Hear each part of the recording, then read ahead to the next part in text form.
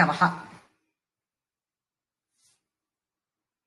ஸ்புரமத்யே சுத்தே நககிரணதுக்தாப்திபயசா வஹன்னப்ஜம் sacrum தரமபி ச லேகாத்மகதயா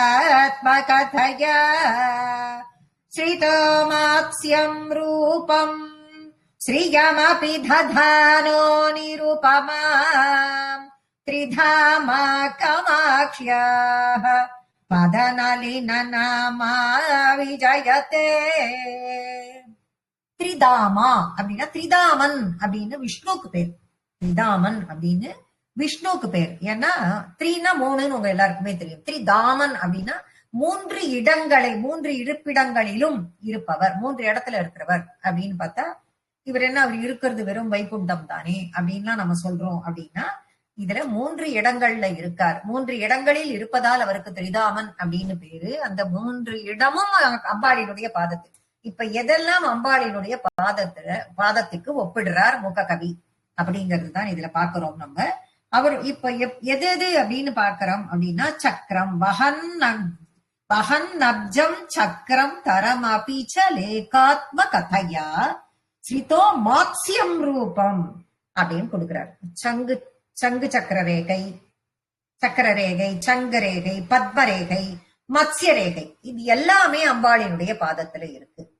சரி, அப்படின்னா இதெல்லாம் இருக்கு அப்படின்னும் போது விஷ்ணுவும் சங்கு சக்கரத்தை வச்சுட்டு இருக்கவர், அவர்கிட்டையும் எல்லாமே இருக்கு. என்ன தாமரை இருக்கு, பத்மரேகைன்னா என்ன தாமரை, அவருடைய பாதத்துல பார்த்தாலும் எல்லாமே இருக்கு. அவரே சங்கு சக்கரத்தையே கையில வச்சுட்டு இருக்கார், எல்லாத்தையும் வச்சுட்டு இருக்க கூடியவர். சரி, இது எல்லாத்தையோடையும் அழகா இருக்க அவளுடைய பாதமாகப்பட்டது எதோட இதுவா இருக்கு? எது? நககிரண துக்தாப்தி பயசாம்.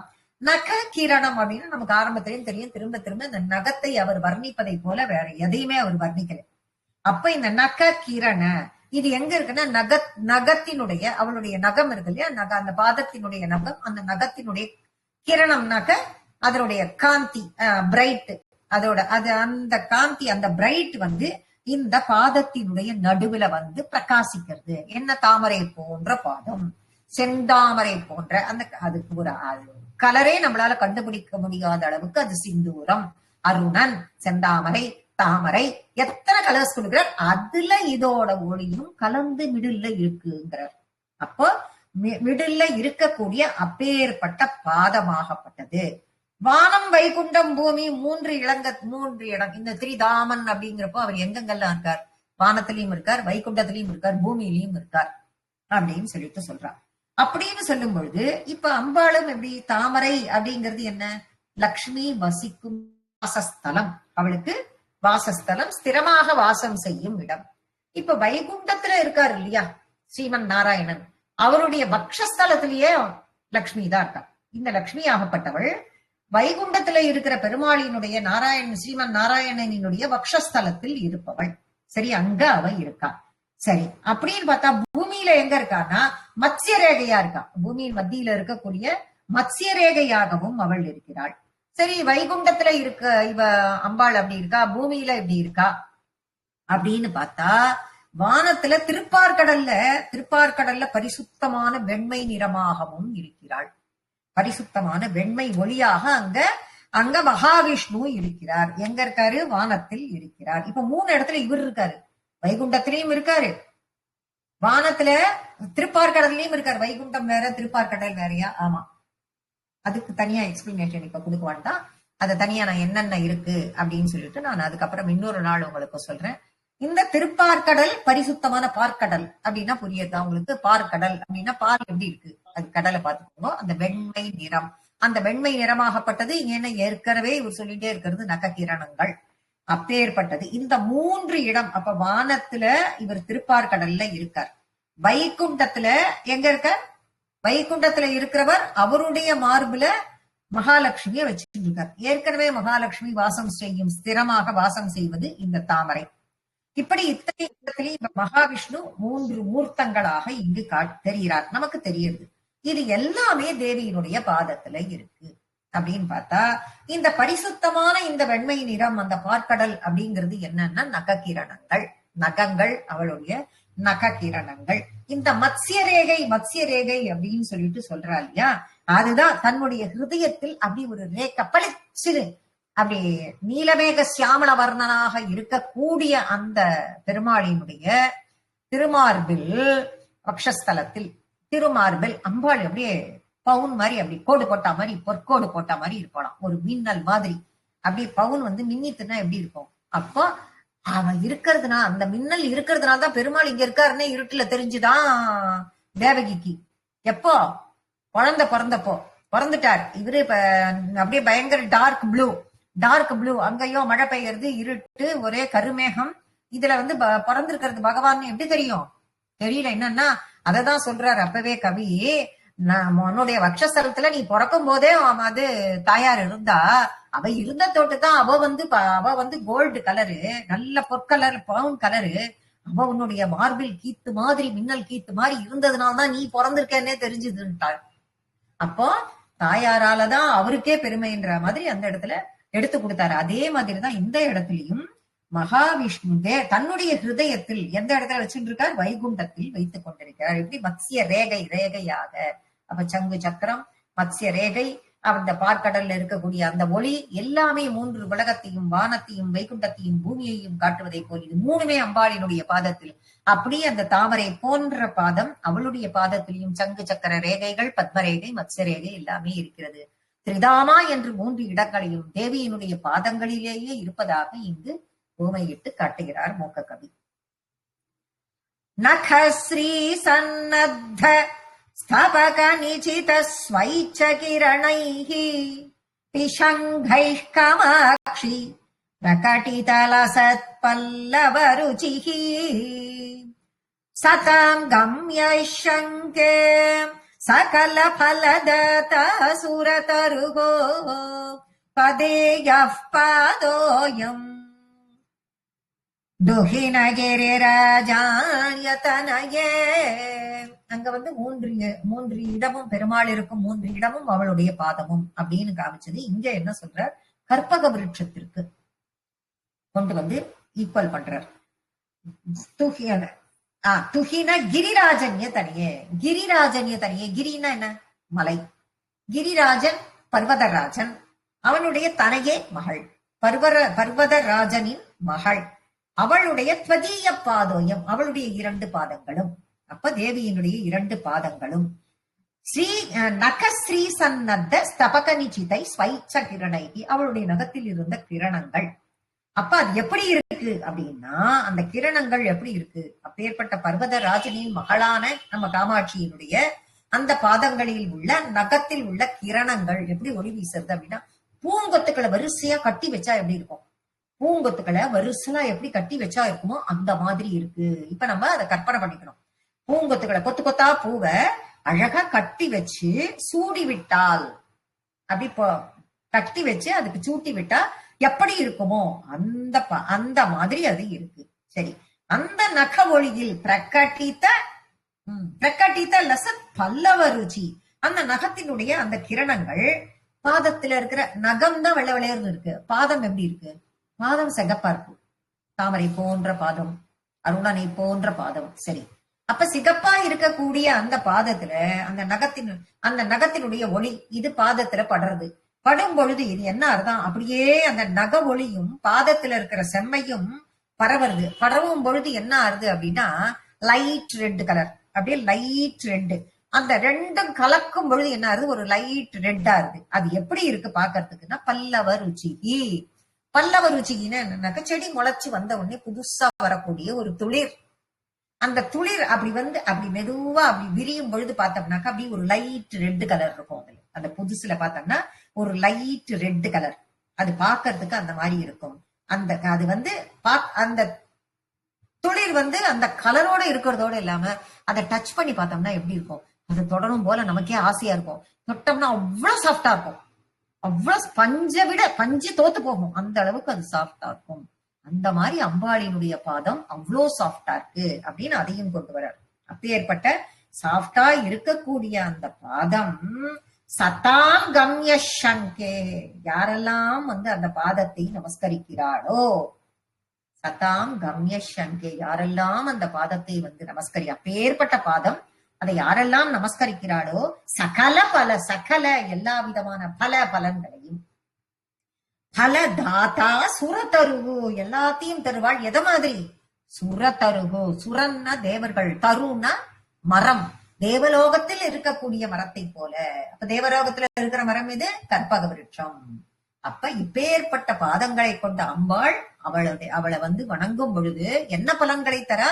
கற்பக விருட்சம், தேவலோகத்துல இருக்கிற கற்பக விருட்சம் எண்ணத்தை எல்லாம் தருமோ அந்த மாதிரி தரா. கற்பக விருட்சம், காமதேனு, இதெல்லாம் தேவலோகத்துல இருக்கக்கூடியது, எதை கேட்டாலும் தரக்கூடியது. அப்பேற்பட்ட கற்பக விருட்சத்தை போன்றது அம்பாளினுடைய பாதம். அப்ப கற்பக விருட்சத்தின் புஷ்பம், கற்பக விருட்சத்துல இருக்கிற புஷ்பம் அப்படியே கொத்து கொத்து கொத்து கொத்தா இருக்குமா, அதை பறிச்சு வச்சா எப்படி இருக்குமோ அது அம்பாளினுடைய நகம். முதல் லைன் அதான கொடுக்குற, அப்படி கொத்து கொத்தா பூவை வச்சு கட்டி வச்சா எப்படி இருக்கும், தொடுத்து வச்சா அப்படிங்கிற மாதிரி அந்த கற்பக விருட்சத்தினுடைய புஷ்பம் அவ்வளவு வெள்ள விளையர்னு இருக்கும். அந்த வெள்ள விளையர்னு இருக்கிற புஷ்பத்தை கட்டி வச்சா மாதிரி இருக்கு அம்பாளினுடைய நகம் அப்படிங்கிறார்.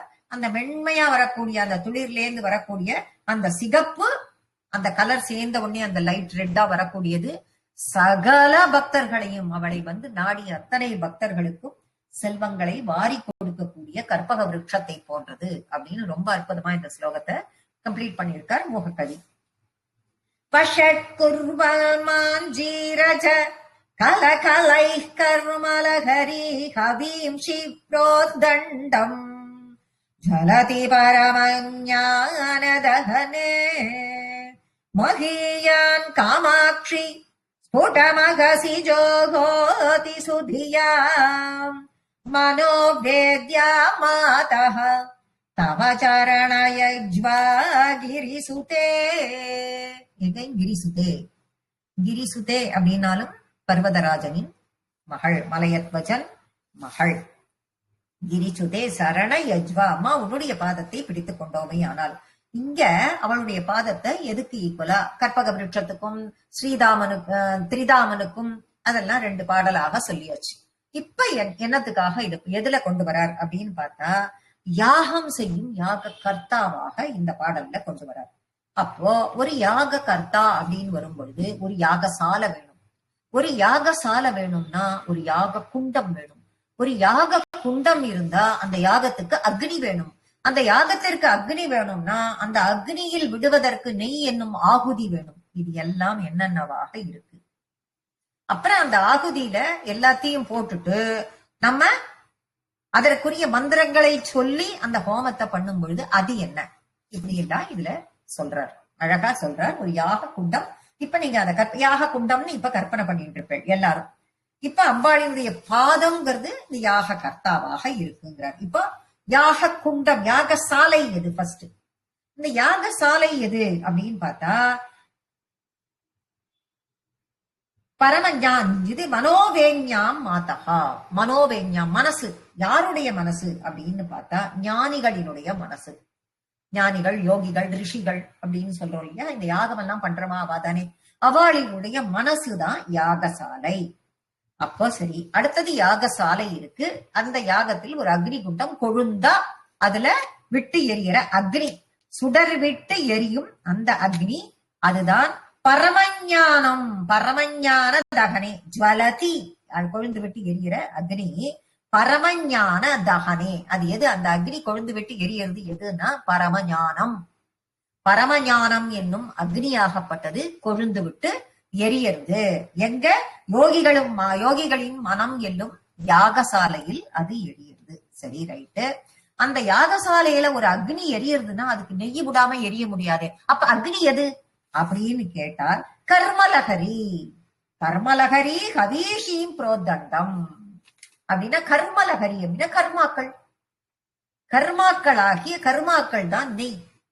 அந்த கர்மாக்கள் தான் நெய் என்னும் ஆகுதின்னு சொல்றது. அதுதான் அதில் போடக்கூடிய ஒரு, இந்த எந்த பொருள் போட்டாலும் அது ஆகுதி அப்படின்னு சொல்றோம். இந்த இடத்தில் நெய்யை ஆகுதியாக விடுகிறார்கள். நெய் சரி, எல்லாத்தையும் விட்டாச்சு, எல்லாம் ஆகுதி எல்லாம் போட்டாச்சு, நெய் எல்லாம் விட்டாச்சு, நன்ன தகதகன் எரியறது. யாகசாலை நன்ன கொழுந்து விட்டு எரிஞ்சின்னு இருக்கு.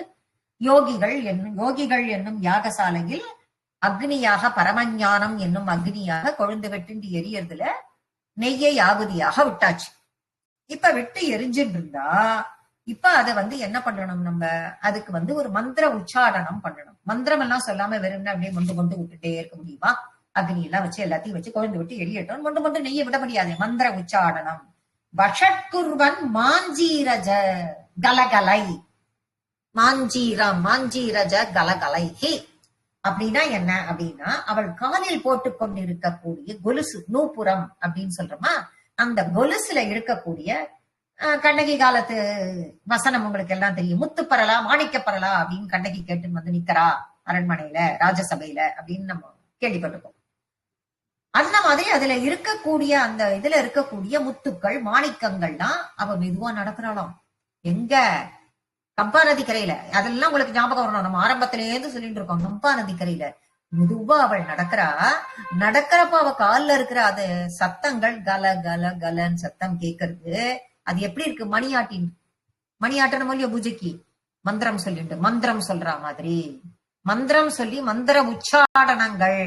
அப்புறம் அக்னிக்கு எல்லாம் போடுறோம். மந்திர உச்சாடனங்கள் தேவை. அந்த உச்சாடனங்கள் அவள் மென்மையான நடையில் அவள் கொலுசு சப்தத்தில் உண்டாகக்கூடிய கலகல எனும் சப்தம். அது வஷட்காரக. வஷட்காரக அப்படின்னு சொல்லும் பொழுது நம்ம அப்படின்னா என்ன? அதுதான் அந்த வஷட்காரங்களாக கலகலன்ற சப்தம். அந்த சப்தத்தை அந்த கடகடன்னு அந்த மந்திரங்களை சொல்லி அந்த சப்தமே அது இந்த கொலுசினுடைய சப்தம் தான் வஷட்காரமாக இருக்கிறது அப்படின்னு சொல்லப்படுகிறது. வஷட்காரம் அப்படின்னா என்ன அப்படின்னு உங்களுக்கு தெரியாது இல்லையா? அதனால நான் அதனுடைய அர்த்தத்தை சொல்றேன். இது மாதிரி வேள்விகள் யாகங்கள் செய்யப்படும் பொழுது ஒரு மந்திரம், அந்த மந்திரம் என்னன்னா எந்த தேவதைக்காக இந்த யாகம் பண்றோம்னு இருக்கும். சங்கல்பம் பண்ணிப்போம். எந்த ஒரு தேவதை, என்ன கணபதி ஹோமம் பண்ணுவோம், சுதர்சன ஹோமம் பண்ணுவோம், நவகிரக ஹோமம் பண்ணுவோம், இந்த மாதிரி வாஸ்து ஹோமம் பண்ணுவோம், இந்த மாதிரி நிறைய நம்ம பண்ணுவோம் இல்லையா? அப்ப ஒரு தேவதையை நம்ம என்ன பண்ணுவோம், சங்கல்பம் பண்ணிட்டு பண்ணும் பொழுது அந்த தேவதைக்கான மந்திரங்கள் இருக்கும். அந்த குறிப்பிட்ட தேவதையை நோக்கி நாம செய்ய கொடுக்கப்படும் ஆகுதி அல்லது அந்த வேள்விக்கான அழைப்பு, சங்கல்பம் பண்ணி கூப்பிடுறோம் அவளு, அந்த வஷட்காரம் அப்படின்னு அர்த்தம். அப்ப அதுக்காக ஒரு மந்திர உச்சரிப்பு இருக்குல்ல, அதுதான் வஷட்காரம் அப்படின்னு சொல்லப்படுகிறது. இது பெரும்பாலும் வேத காலத்துல இருக்கிற வேள்விகள்லாம் இது பயன்படுத்தப்பட்டது. சரி, நமக்கு இது இன்னொரு வார்த்தையா எல்லாருக்குமே ரொம்ப தெரிஞ்சது எது? விஷ்ணு சகஸ்ரநாமத்தின் 3வது நாமா விஸ்வம் விஷ்ணுர் வஷட்காரஹா. விஸ்வம்னு ஒரு நாமா, விஷ்ணுன்னு ஒரு நாமா, வஷட்காரகன்னு ஒரு நாமா. அப்ப இந்த வஷட்காரக அப்படின்னா அதுல என்ன அர்த்தத்தை கொடுக்கிறார் அப்படின்னா, எல்லாவற்றையும் தன்பால் வசீகரிக்க கூடியவர். வஷட்காரக அப்படிங்கிற நாமத்திற்குரிய அர்த்தம் என்னன்னா, எல்லாவற்றையும் தன்பால் அட்ராக்ட் பண்ணிக்கிறவர் அப்படிங்கிற அர்த்தத்தை கொடுக்கக்கூடியது. அப்படின்னா அது இந்த யாகத்திற்கும் அது பொருந்தும். அப்ப இந்த ஆகுதிய அதுல விட்டு மந்திரத்தை சொல்லும் பொழுது அந்த தேவதையானவள் எல்லாவற்றையும் தான் ஸ்வீகரித்துக் கொள்கிறாள் அப்படிங்கிற அர்த்தத்தை அது கொடுக்கிறது அந்த வார்த்தை. வஷட்காரங்களாக ஹோமம் செய்கிறார்கள். அப்ப இந்த ஹோமத்தினுடைய இதாக அந்த பாதத்தினுடைய அவ பாதத்துல இருக்கிற ஒண்ணுத்தையும் அவ எடுத்துக்கிறா. மாஞ்சீரக அதுல இருக்கிற கொலுசு சப்தம் மந்திரமாக இவாள்லாம் அதுல போடக்கூடிய யாரு? உன்னுடைய காமாட்சி ஸ்புடமகஷி ஜோகோதி சுதியா, உன்னுடைய திருவடிகளை யாக கர்த்தாவா வச்சுட்டு இந்த பாட்டுல பாடிட்டா. அதுதான் கர்த்தா யாகத்திற்கு. அப்பேற்பட்டது ஜானிகளுடைய மனம்தான் யாகசாலை. அதுல பரமஞானம் தான் அக்னி.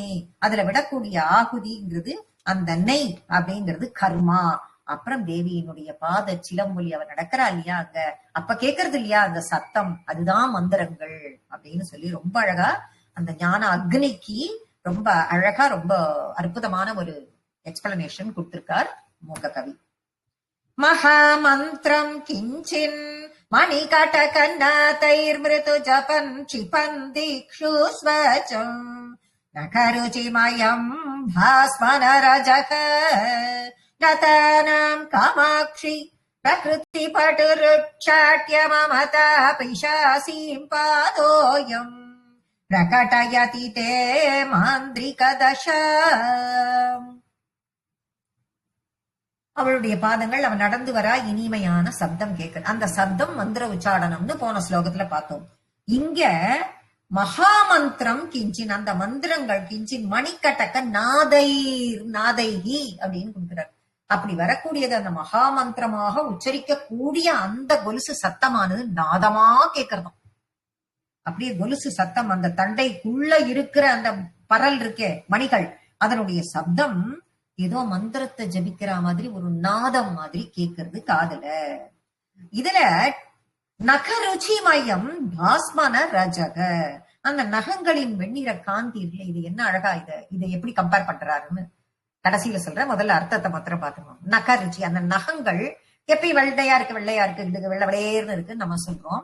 அந்த நகத்தில் உள்ள அந்த ஒளி கதிர்கள் அப்படி கீழே, இப்ப கால் வச்சுட்டு இருக்கா கீழேன்னு வச்சுக்கோங்க, வச்சுட்டா அந்த காலினுடைய அந்த ரிஃப்ளெக்ஷன் கீழே படுறது, நகத்தினுடைய ரிஃப்ளெக்ஷன் பிரைட்டு, அதனோட ரிஃப்ளெக்ஷன் கீழே படும் பொழுது அப்படியே ஒரு துகள்கள் வெள்ளையா ஏதோ கீழே விழுந்திருக்க மாதிரி இருக்கு. கொஞ்சம் கற்பனை பண்ணி பாருங்க.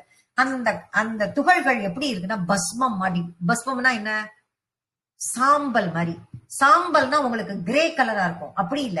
இந்த விபூதியிலேயே வெள்ளையேறு விபூதி, இப்பெல்லாம் நிறைய கெமிக்கல் எல்லாம் போட்டு பண்றா பாருங்க, அந்த மாதிரி ஒரு விபூதி. அந்த விபூதிய கீழே இறைச்சி விட்டா மாதிரி அப்படியே பஸ்மமாக இருந்தது. நதானாம் காமாட்சி, நதானாம்னா உனக்கு நமஸ்காரம் பண்றாளோ இல்லையோ காமாட்சி, உன்னுடைய பாதங்களில் வணங்குகிற அந்த தேவர்களுக்கு அப்படி இருக்கக்கூடிய, எப்படி இருக்கு பாதம்னு சொல்லியாச்சு, கணு மந்திர சப்தத்தை சொல்லக்கூடிய ஒரு நாதம் மாதிரி இருக்கு உன்னுடைய நடை. அப்படி நீ நடந்துட்டு போறியோ இல்லையோ, அந்த இடத்துல அந்த ஆத்து மணல்ல உன்னுடைய கால்களினுடைய நகங்களினுடைய கிரணங்கள் அந்தந்த இடத்துலயும் அப்படியே பஸ்மத்தை இறைச்சி வச்ச மாதிரி, அதாவது விபூதியை இறைச்சி வச்ச மாதிரி இருக்கு. அப்போ உன்னை நதானாம் காமாட்சி, அம்மா காமாட்சி உன்னை நமஸ்கரிக்கிறாளோ இல்லையோ, அப்படி நமஸ்கரிக்கிறவாளுக்கு பிரகிருதி பட்டு ருஜாட்ய மமதா பிசாசியும் பாதோயம். அப்படி உச்சரிக்க, அப்படி உன்னை நமஸ்கரிக்கிறவாளுக்கு நீ என்ன பண்ணுவ, அவா கிட்ட இயற்கையாவே அவ மனசுல இருக்கக்கூடிய மமதா பிசாசியும் பாதோயம், அந்த மமத்தை என்னக்கூடிய ஒரு பிசாசு ஓட்டுற மாதிரி ஓட்டிடுவலாம். எதால? அந்த விபூதியை தெளிச்சு. யார் ஓட்டுற மாதிரி? பிரகடயத்தித்தே மாந்திரிக தஷாம், ஒரு மாந்திரிகன்லாம் அப்படி ஊதுவான், சினிமால எல்லாம் பாத்திருப்பீங்க. ஊதி எப்படி ஓட்டுறானோ அந்த மாதிரி மந்திரவாதி மாதிரி இருக்கு இப்ப இவளோட கால். இவளோட கால கடைசியில என்ன பண்ணிட்டாரு, மந்திரவாதி லெவலுக்கு கொண்டு வந்துட்டாரு. எது என்ன மாதிரி மந்திரவாதி? பிசாச ஓட்டுறதுக்கு அவளோட பாதமா அப்படின்னு நினைச்சா, என்ன மாதிரி பிசாசு? அவளை நமஸ்கரிக்க கூடியவர்களின் மனதில் உள்ள அகங்காரம் மமகாரம் என்னும் பிசாசை ஓட்டக்கூடியதான அந்த பாதமாக அப்படின்னு சொல்லி ரொம்ப அழகா இந்த இடத்துல கொடுத்திருக்கார். அப்ப அவ கிட்ட பிசாசு மாதிரி இருக்கு, ஒட்டிண்டு விடாம புடிச்சுட்டு இருக்கு மமதையும் அகங்காரமும் அப்படின்னு அர்த்தம். இதுல இருந்து நம்ம தெரிஞ்சுக்க வேண்டியது, நம்ம மனங்களுக்குள் நமக்கு அகங்காரமாகட்டும் மமகாரமாகட்டும் நம்மளை விட்டு போமாட்டேங்கிறது. பேய் பிடிச்சிட்டு பிசாசு பிடிச்சிட்டு இருக்க மாதிரி நம்மளை பிடிச்சிட்டு இருக்கு. அப்ப அது நம்மள பிடிச்சிருந்தா நாம என்ன பண்ணோம், அம்பாளோட பாதத்தை பிடிச்சுக்கணும்னு அர்த்தம். பாதத்தை பிடிச்சுட்ட உடனே அவ என்ன பண்ணிடுவா, இவழிகளை மந்திரவாதி ஓட்டுற மாதிரி ஓட்டிடுவா. அப்ப அவளுடைய அந்த மந்திரம் என்ன? அப்ப மந்திரவாதி ஓட்டுற மாதிரி சொன்னா அவன் மந்திரவாதி மந்திரம் ஓட்டுறான், மந்திரம் சொல்றான். அப்ப அது மந்திரம் என்ன அப்படின்னு பார்த்தோம்னா, அதுதான் அவள் காலில் போட்டுக் கொண்டிருக்கிற அந்த நூப்புரங்களின் மணியில் இருந்து வரக்கூடிய சப்தங்கள், நாதமாக கேட்கக்கூடிய அந்த சப்தங்கள் மந்திர உச்சாரணை. அப்போ நகங்களின் வெண்ணிற காந்தி, அப்ப விபூதி வேணுமே, அது என்னன்னா அதுதான் நகங்களின் வெள்ள விளையேறு இருக்கக்கூடிய அந்த கிரணங்கள் அப்படின்னு ரொம்ப ரொம்ப அழகான ஒரு ஸ்லோகமாக இது காணப்படுகிறது. உதிதே போதேந்தோ தமசி நிதராம் ஜக்முஷி தசாம் தரித்ராம் காமாட்சி பிரகடமனுராகம் விதததி சிதேன சாத்யாங்கம் நகருச்சி பட்டேனாங்கிரியுகலி புரந்திரிதே மாதः ஸ்வயமபிசரத்யேவ ஹ்ருதயம். இப்ப இதுல தேவியினுடைய திருவடிகளை ஒரு குலஸ்திரீ மாதிரி கொண்டு வந்திருக்காரு. ஒரு பாதத்தை மட்டும் ஒரு குலஸ்திரீ மாதிரி வச்சுட்டு இவர் என்ன பண்றார், ஹிருதயத்துல அம்பாளை தியானிக்கிறார், அந்த பாதத்தை தியானம் பண்றார். அவளுடைய பாதத்தை தியானித்த மாத்திரத்திலேயே என்ன வருது, அவருக்கு அஞ்ஞானம் போயிடுறது. போன ஸ்லோகத்துல சொன்னார்கள், பிசாசு மாதிரி புடிச்சுட்டு இருக்கிறது எல்லாம் போயிடுறது, இந்த அஞ்ஞானங்கள்லாம் போயிடுறது தியானித்த மாத்திரத்திலேயே. அப்போ வெள்ள விளையர்னு அந்த பாதத்தினுடைய கிரணங்கள் விபூதி போட்டு விட்டா மாதிரி அப்படின்னு சொன்னாரா. இங்க அதுக்கு என்ன கொடுக்கிறாரு, அதையே ஞானம் எனும் சந்திரோதயம் வந்தது. உதீதே போதேந்தே தமசி நிதாராம், அப்படியே தமோ குணம்லாம் போயிடுதுன்னு அர்த்தம். தசாம் போயிடுது. தரித்திராம் காமாட்சி, இந்த தரித்திரங்கள்லாம் அம்மா காமாட்சி உன்னுடைய பாதத்தை பிரகட்டமனுராகம் விதததி, பிடிச்சிட்டோன்னையே எல்லாமே ஒண்ணு ஒண்ணா போயிடுத்து. போய் சந்திரோதயம் ஏற்படுறது. சந்திரோதயம்னா பளீர்னு சந்திர உதயம் வரும்போது வெள்ள வெளியேர்னு வரானோ இல்லையோ சந்திரன், அந்த உதயம். அப்போ மனத்தின் கண் ஒரே மாசுக்கள்லாம் அற்று எல்லாம் விலகி போய் அஞ்ஞானம் எல்லாம் விலகி போய் ஞானம் ஏற்படுகிறது. ஞானம் என்னும் ஒளி ஞான தீபம் தெரியறது மனசுல. அப்ப தேவியினுடைய இப்போ அம்மா உன்னுடைய பாதங்கள் மனசுல, என் மனசுல. அப்ப யார் சொல்ற, இவர் போய் நமஸ்காரம் பண்றாரா, எப்படி ஒரு கற்பனை பாருங்க. அவளுடைய பாதம் அத குலஸ்திரியா மனசுல நினைச்சுக்கிறார். நினைச்சுட்டு இவர் போய் நமஸ்காரம் பண்றாரு. நமஸ்காரம் பண்ணி கெட்டியா பிடிச்சுக்கிறார். ஏன்னா போன ஸ்லோகத்துல சொல்லியிருக்கு பிசாசு மாதிரி இருக்கிறது எல்லாத்தையும் விளக்கிடுன்னு. இவர் போய் அதை சொன்ன உடனே பிடிச்சுட்டார். பிடிச்சு சொன்னதும் அவர் தான். சொன்ன உடனே இவர் பிடிச்சின்றவர் இவர் என்ன பண்றார், பிடிச்சிட்டு தியானம் பண்ண ஆரம்பிக்கிறார் அந்த பாதத்தை. தியானம் பண்ண பண்ண பண்ண பண்ண இவர்கிட்ட கொஞ்சம் நெஞ்சம் இருக்கிற அந்த எல்லா அஞ்ஞானமும் போய் ஞானம் என்னும் தீப ஒளி சந்திரோதயம் போல இவருடைய மனதில் வந்து மனசு அப்படியே தூய்மையானது அப்படின்னு நம்ம புரிஞ்சுக்கணும். அவருடைய மனம் தூய்மையான பிறகு இவர் என்ன சொல்றாரா, அம்மா நக ருச்சி பட்டேன் ஆங்கிரி யுகலி புரந்திரி தேமாதக. அம்மா உன்னுடைய பாதத்துல நகம் இது இருக்கு இல்லையா, விரல், அந்த விரல்லாம் இருக்கு இல்லையா, அதுல இருக்கிற நகம் இருக்கு இல்லையா, அந்த நகத்தினுடைய அந்த பளபளன்னு அப்படி வரக்கூடிய கொடி மாதிரி, விரல்கள்லாம் கொடி மாதிரி வருது, அந்த கொடி மாதிரி வந்து அந்த நகம் வெள்ள வளையேர்னு இருக்கு. அது எப்படி இருக்கு அப்படின்னா ஒரு ஆடை மாதிரி, இந்த ஒளி இந்த கிரணங்களோட சேர்ந்து அது ஒரு ட்ரெஸ் மாதிரி இருக்கு. அந்த ட்ரெஸ்ஸ நீ என்ன பண்ற அம்மா காமாட்சி, அந்த ட்ரெஸ்ஸ நீ என்ன பண்ற, அந்த பாதத்தை தான் குலஸ்திரியா வச்சுட்டு இருக்காரு. இப்ப இந்த நக கிரணம்ங்கிறத ட்ரெஸ் ஆக்கிக்கிறார்.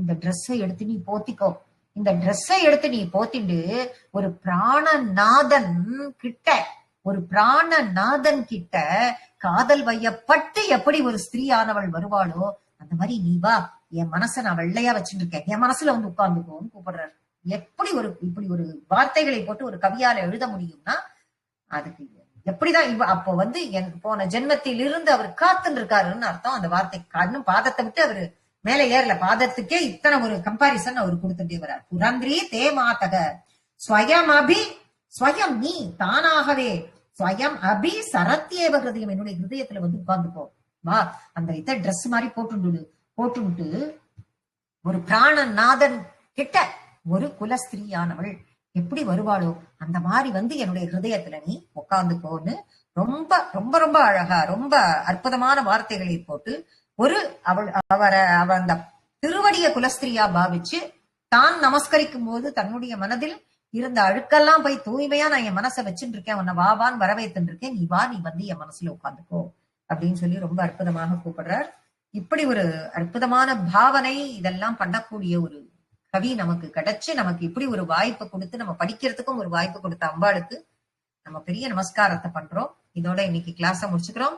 அடுத்த கிளாஸ்ல நம்ம மீட் பண்ணலாம். ஸ்ரீ மாத்ரே நமஹ. ஸ்ரீ